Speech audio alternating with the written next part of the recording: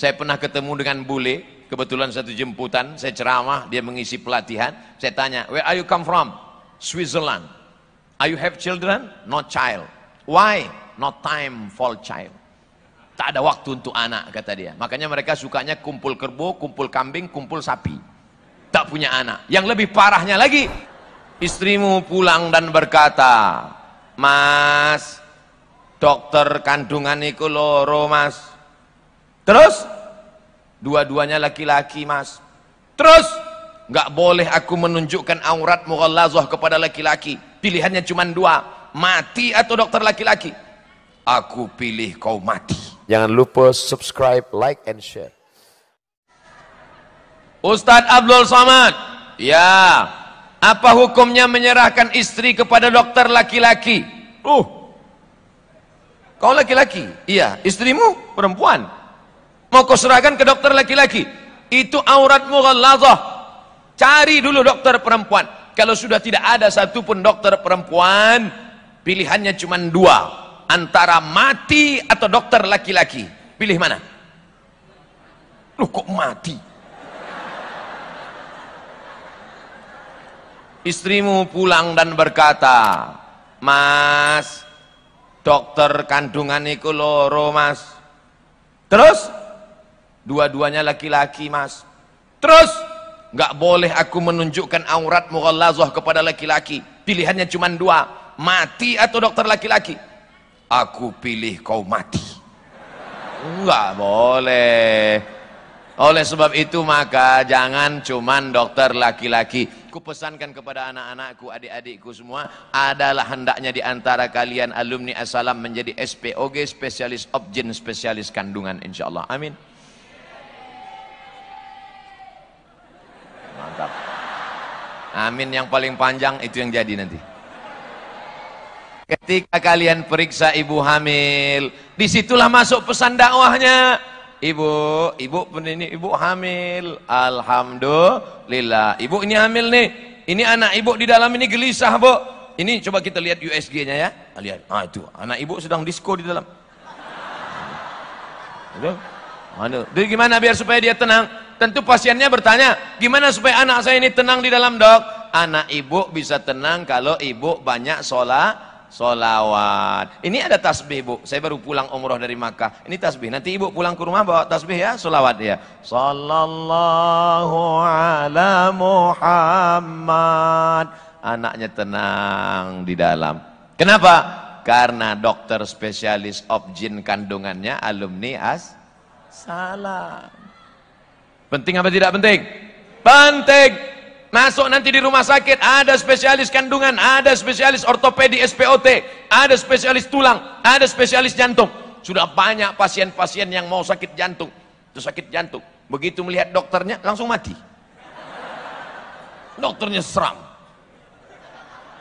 Langsung tulis, ini obat, ini obatnya makan siang sekali, makan sekali, malam sekali, makan pagi sekali, yang ini dimakan setelah makan, ini makan sebelum makan, ini makan sedang makan, ini makan sambil makan, ini makan sambil nggak makan.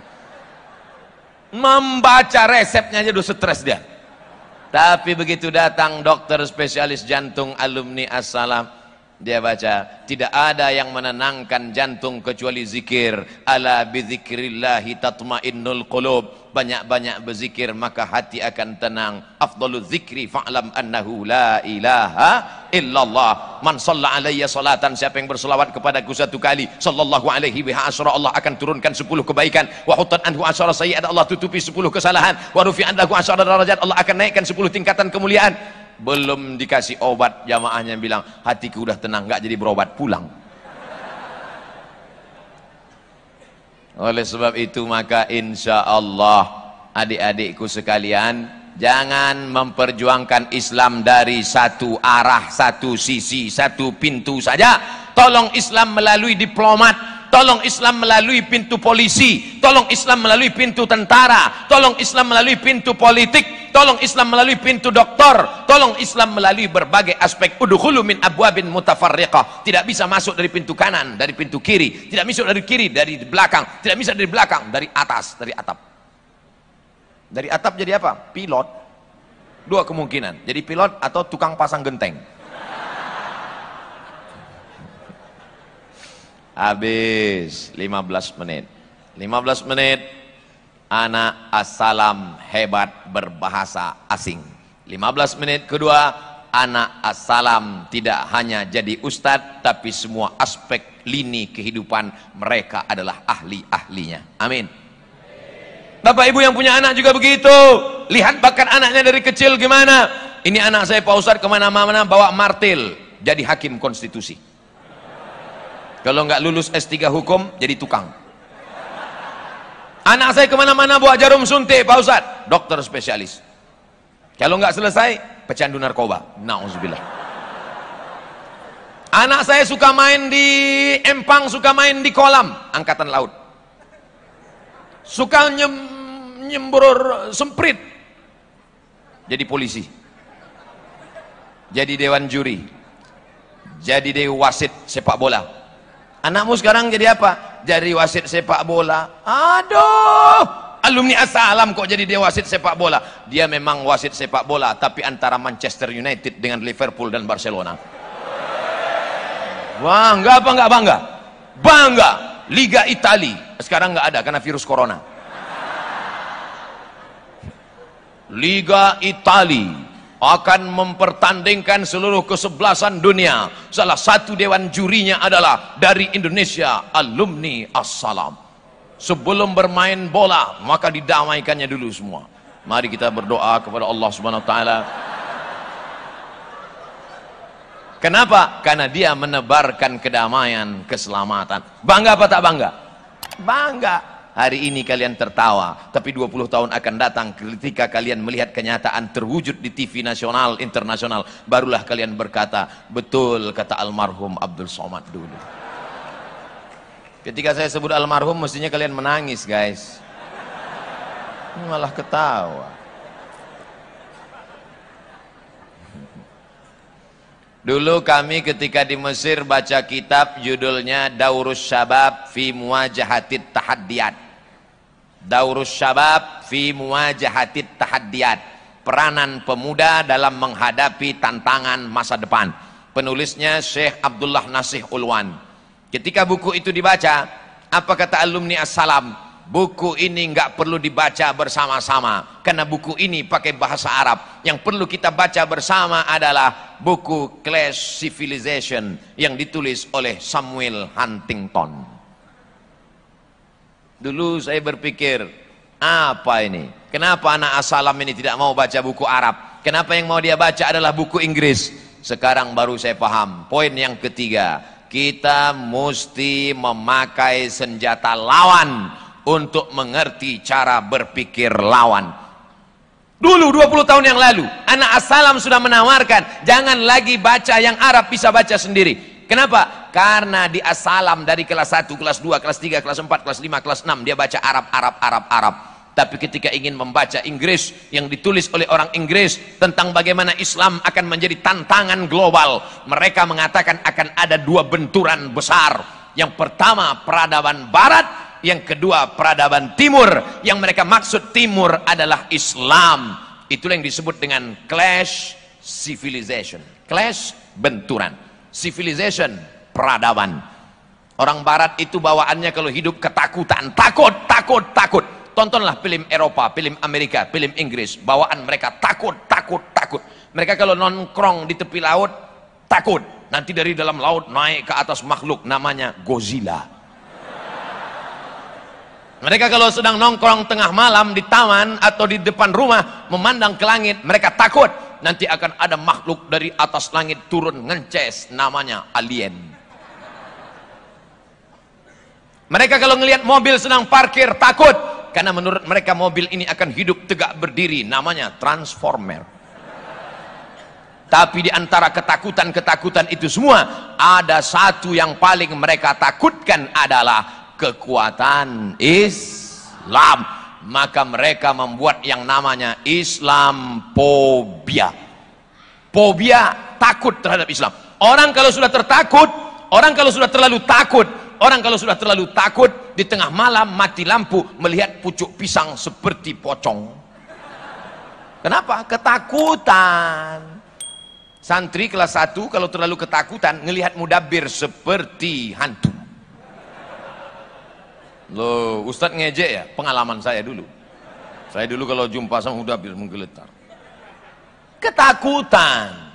Banyak orang ketakutan dengan Abdul Somad. Apa yang kau takutkan? Beratnya cuma 49 kilo. Kurus kering. Apa yang kau takutkan? Kita tidak pernah menakut-nakuti. Kita membawa kedamaian. Wa ma arsalnaka illa rahmatan lil alamin. Ustaz Abdul Somad itu ceramahnya tidak perlu ditakuti. Kenapa? Judul ceramahnya Rahmatan lil Alamin. Dan dia salah satu alumni kehormatan penuh kedamaian Assalam. Insya Allah setelah pulang dari Assalam ini tidak akan ada lagi yang membuli-buli. Akan keluar judul buku baru, Abdul Somad Between Haters and Lovers. Siapa yang menulis? Ana Assalam. Dapatkan di toko buku terdekat di kota Anda. Kalau ada tanda tangannya, harga 2 kali lipat. Saudara yang dimuliakan Allah Subhanahu wa taala. Artinya apa? Ana Assalam bacaannya baru terasa bermanfaat 20 tahun ke depan. Dulu ditawarkan Ana Assalam baca Class Civilization. Tahun berapa? Musim panas tahun 1999, 21 tahun yang lalu. Waktu itu kakak kelas saya berkata, ngapain kita baca buku orang barat? Ini buku orang barat, ini hanya menyesatkan. Ini liberal, ini sekuler. Sekarang baru faham bahwa kita mesti membaca pikiran lawan. Araftu syarra la lisyarri walakin lijtinabihi. Aku tahu kejahatan, aku tahu kejelekan, bukan ingin menjadi orang jahat, tapi ingin membaca pikiran orang jahat. Apa namanya? Kriminologi. Sekarang ada pakar kriminologi. Ketika terjadi pembunuhan anak kecil usia 5 tahun dibunuh oleh anak umur 15 tahun, bagaimana cara membaca pikiran dia? Dia menggambar sketsa, menggambar air mata hitam keluar, berarti ini bunuhnya. Tengok dulu matanya hitam dari kiri apa dari kanan, mandangnya ke kanan apa ke kiri, lengkap semuanya. Siapa yang paham ilmu itu? Kriminolog. Mereka yang paham kriminal, cara nyopet, bukan ingin jadi tukang copet, tapi cara ingin menangkap tukang copet. Bapak-bapak polisi berteman dengan kriminolog dari Universitas Indonesia, membaca pikiran lawan. Siapkah alumni Assalam membaca pikiran lawan? Dari bunyinya nampaknya nggak siap. Nah, ada seorang mirip seperti Samuel Huntington, orang Yahudi, tidak Islam, namanya Bernard Lewis. Siapa namanya? Bernard Lewis. Ingat baik-baik, sekali lagi, Bernard Lewis. Cari nanti bukunya di internet, www.google.com. Bernard Lewis. Kata Bernard Lewis, nanti akan dikuasai Islam 2050. Sekarang 2020. Adikku sekarang berumur 15 tahun. Saat Eropa berkuasa Islam, akan berkumandang suara azan di Menara Eiffel, di Menara Pisa Itali. Saat itu kalian sedang masa-masa kejayaan.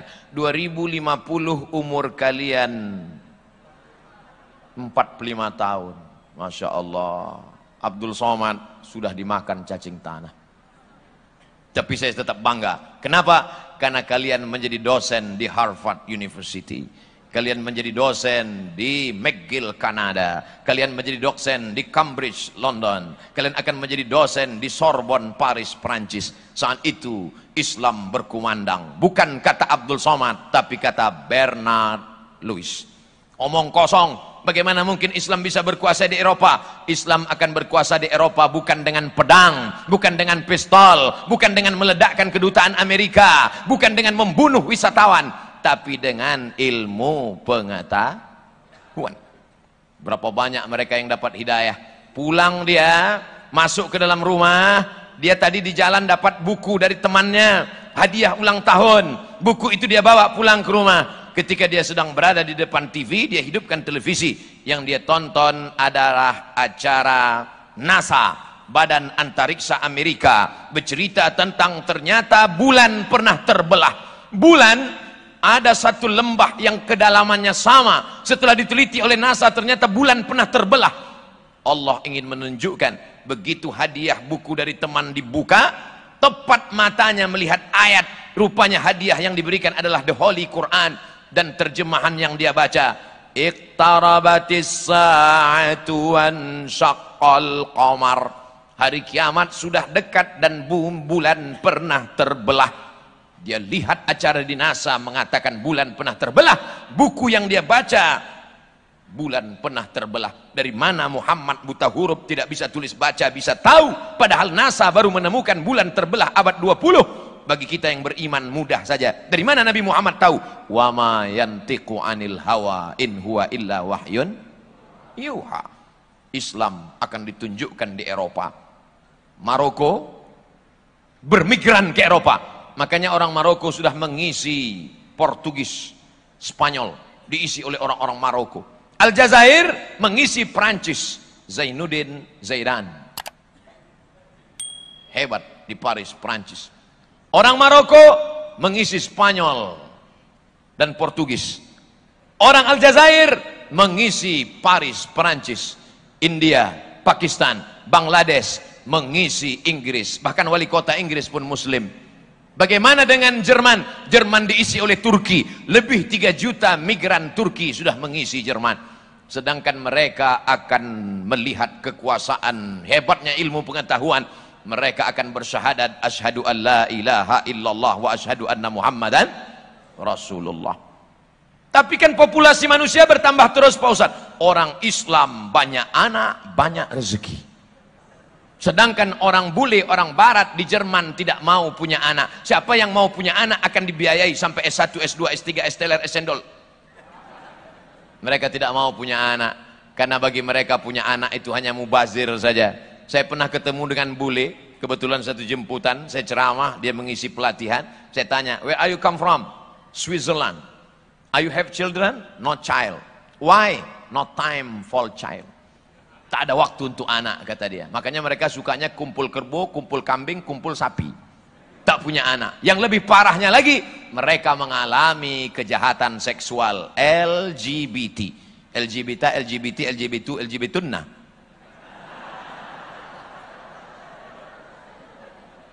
Mereka terkena penyakit virus HIV AIDS yang lebih mengerikan daripada corona. Bahaya luar biasa. Akhirnya punah karena penyakit ini. Maka disitulah Allah akan menunjukkan. Maka apa yang diteliti oleh Bernard Lewis dan yang diteliti oleh Samuel Huntington, semua itu memunculkan ketakutan Islamophobia. Orang ketakutan, dia akan katakan Islam itu nanti akan membunuh, Islam akan meluluh lantakkan, Islam akan meratakan. Tapi image Islam akan baik. Siapa yang memperbaiki itu? Salah satu di antara yang memperbaiki adalah alumni Assalam rahmatan lil alam. Orang Assalam baik-baik. Di tempat lain kalau saya jalan semua menarik-narik. Ustaz, Ustaz. Di Assalam semuanya tenang. Semuanya tenang. Saya heran, mana santri Assalam? Rupanya semua sudah duduk di masjid. Assalam damai, tentram. Oleh sebab itu poin yang pertama bahwa alumni Assalam mesti fasih berbahasa asing.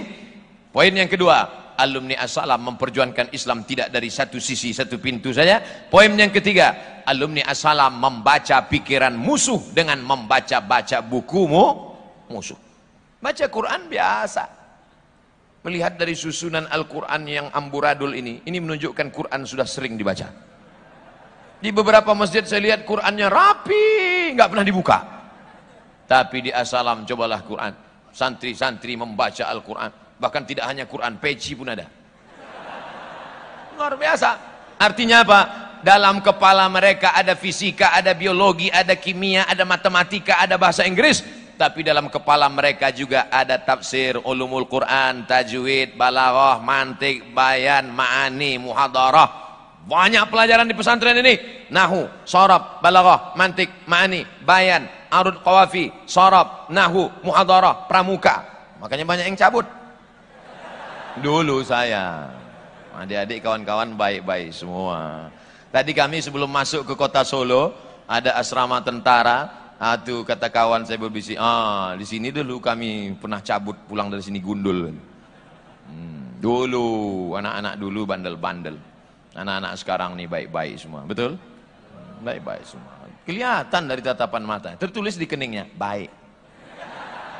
Nah, Di luar sana godaannya luar biasa.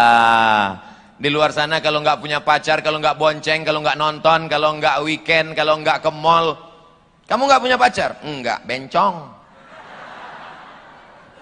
Di pesantren semuanya terjaga, tidak melihat perempuan. Di mana perempuan diletakkan? Maqamam mahmuda, tempat yang terpuji.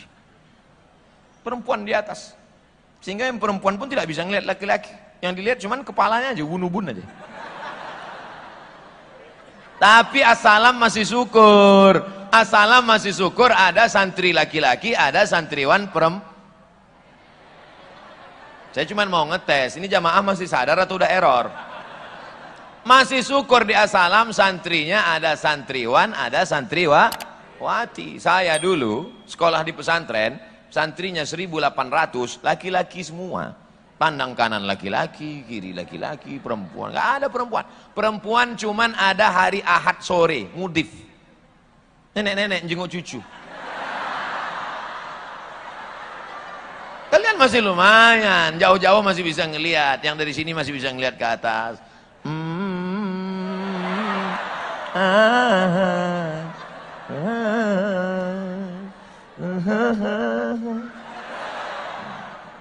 Masya Allah, tabarakallah. Sabar, semua ada saatnya. Sa'ah wa sa'ah, yang penting belajar aja dulu. Mau ngeliat perempuan karena Muhammadun aja nggak hafal.